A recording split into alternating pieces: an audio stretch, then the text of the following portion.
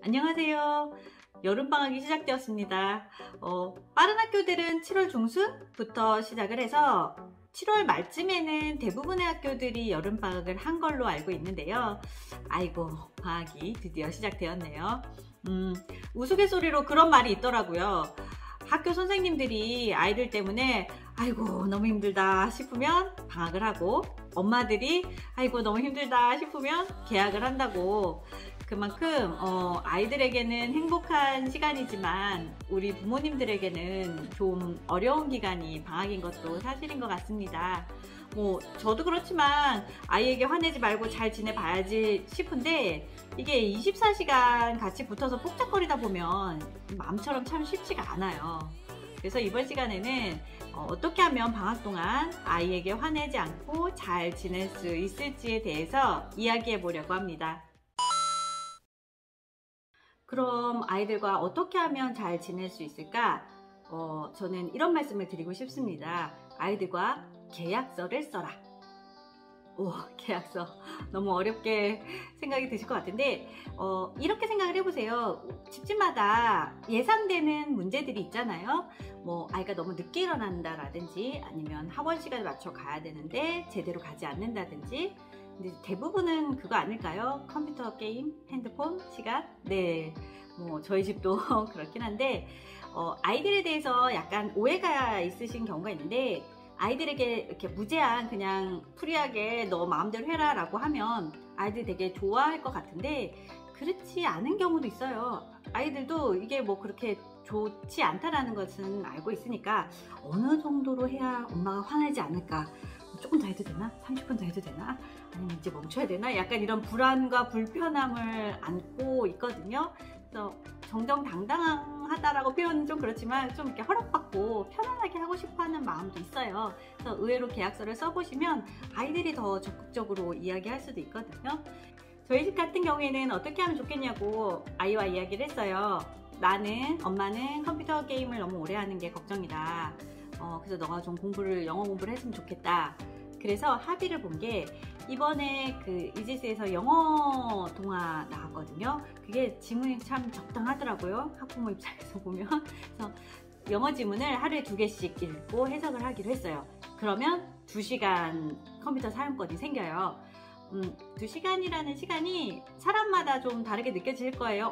너무 많다라고 생각이 드실 수도 있고, 적당하네 라는 생각이 드실 수 있겠지만, 저희 집 같은 경우에는 저도 일하는 엄마다 보니까 이제 그 정도 넉넉하게 줘야 되더라고요, 상황이. 그래서 이제 2시간을 영어를 하고 나면 2시간을 주는데, 여기서 꼼꼼하게 더 체크해야 될 부분들이 있습니다. 만약에 더 하고 싶을 수도 있잖아요. 아이가 이거 너무 적다 라고 생각을 하면, 저는 그럼 쿠폰 제도를 썼어요. 너가 시간을 그럼 더 벌어라. 저 같은 경우에는 영어 지문을 하나 읽을 때마다 20분짜리 쿠폰이 발행이 되는데, 집집마다 다르실 수 있죠. 심부름을 해서 쿠폰을 얻을 수도 있고, 안마를 해서 얻을 수도 있고, 그거는 이제 집집마다 원하시는 부분을 해서 쿠폰 제도를 발행을 하는 거예요. 그래서 이제 이 쿠폰은 언제 사용할 수 있는지도 또 명확하게 해야 되거든요. 그러니까 저희 같은 경우에는 이제 지문 2개를 읽어서 2시간 매일매일 2시간 할 수 있는 것은 그날 쓰고 끝이에요. 만약에 1시간 반을 했어요. 30분이 남았잖아요. 이거는 내일로 넘어가지 않아요. 그러니까 그날 다 써야 돼요. 하지만 쿠폰 같은 경우에는 방학 기간 동안 언제든 사용할 수 있다. 그럼 이제 아이가 열심히 쿠폰을 모으겠죠. 그럼 또 이제 이런 고민이 되실 거예요. 그러면 이제 쿠폰 엄청 많이 모아가지고 하루에 5시간, 6시간 사용을 해가지고 컴퓨터 게임만 주구장창 하면 어떡할까? 이런 고민 되시죠? 근데 현실적으로 그거 그렇게 얻기가 쉽지가 않아요. 쉽지가 않고, 만약에 집요하게 그 쿠폰을 그렇게 모았다. 그럼 걔 진짜 칭찬해줘야 되는 거 아닌가요? 그 과제 집착력이라고 해야 되나? 그 목표를 이루기 위한 아주 의지가 불끈한 거라고 저는 칭찬해주고 싶은데요. 그러니까 아이들이 현실적으로 그렇게 막 쿠폰을 남발하고 그러지 않거든요. 근데 이제 이런 얘기를 하면, 아닌데 우리 집은 좀 그럴 것 같은데 라고 생각이 드시는 분들이 있으실 수 있습니다. 그러면 제한을 두세요. 하루에는 쿠폰을 몇 장 이상만 쓸 수 있다, 이런 식으로 규칙을 정해 놓는 게 중요합니다. 여기서 아이들이. 근데 여기서 디테일하게 하셔야 돼요. 저처럼 뭐 이 2시간 매일 사용하는 것은 내일로 되지 않는다. 그 다음에 쿠폰은 뭐 언제까지 하루에는 몇 장만 사용할 수 있다. 이렇게 약속을 정해 놓으시면 이제 원하시는 공부가 걱정이면 공부를 시키실 수 있고, 아이들도 마음 편하게 이제 자기가 정정당당하게 시간을 번 거잖아요. 그러니까 마음 편하게 게임을 할 수도 있고, 이제 여기서 성향이 나오거든요. 어떤 아이들은 이게 아까워가지고 1시간 30분 쪼개서 하는 아이들도 있고, 뭐 연달아 쭉 하는 아이들도 있고, 근데 여기에 대해서는 그냥 그 아이의 성향이니까 뭐 믿고 맡겨주시면 되지 않을까, 그렇게 생각을 합니다. 두 번째, 이제 계약서를 쓰셨잖아요. 그럼 이제 아이가 그것을 이행을 할 텐데, 아이가 네 어머니 제가 열심히 해보겠습니다, 이렇게 하는 아이가 몇 명이나 있을까요? 대부분 찡찡거리죠.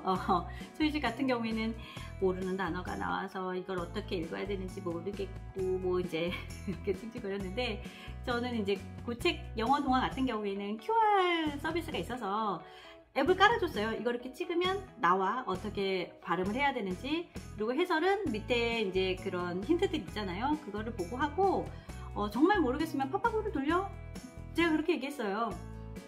이제 너무 무책임하다, 그런 생각이 드실 수도 있는데, 이제 물론 아이가 정확하게 해석을 하고 정확한 발음으로 뭐 완벽하게 하는 것도 좋은데, 우리의 목적은 그런 것보다도 아이가 너무 이제 무제한 컴퓨터를 하고 이런 것에 대한 어떤 통제, 뭐 조절, 이런 역할이 더 크기 때문에 너무 완벽하게 하는 것에 나의 에너지를 들이면 안 된다는 거예요.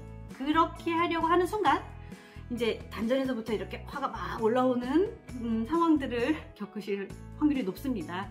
그러니까 조금은 내려놓으시고, 나는 어느 정도만 에너지를 쓰면 되냐면요, 그것을 했는지 안 했는지 확인하는 정도만. 그러니까 뭐 저는 영어지만 수학 문제를 푸는 것이 됐을 수도 있고요, 집집마다. 뭐 어떤 집들은 줄넘기 100개 하기 뭐 이런 걸 수도 있어요. 그러니까 이때 아이가 스스로 했는지 안 했는지를 나한테 인증할 수 있는 그런 시스템을 만드셔야 돼요. 그러니까 뭐 제가 직장을 다녀서 못해요 라고 걱정하실 수도 있는데, 요즘 아이들 카톡 잘 하잖아요. 뭐 카톡 같은 걸로 네가 매일 인증을 한다라든지, 뭐 문자를 보내라든지, 이런 방법으로. 그러니까 핵심은 나의 에너지를 최소한으로 그것에 써야 된다는 거. 그래야 아이에게 화내지 않을 수 있다는 거. 그것을 말씀드리고 싶습니다. 자, 세 번째, 적당히 넘어갈 수 있는 아량도 필요하다. 무슨 얘기냐면요, 저희가 이제 이렇게 다 장치를 했잖아요. 계약서도 쓰고, 제 에너지를 덜 드릴 수 있는 방법도 만들어 놓고 했는데, 이대로 잘 진행되겠구나 라고 생각을 하시면 굉장한 욕심이십니다. 네, 그런 일은 거의 잘 일어나지 않을 거예요.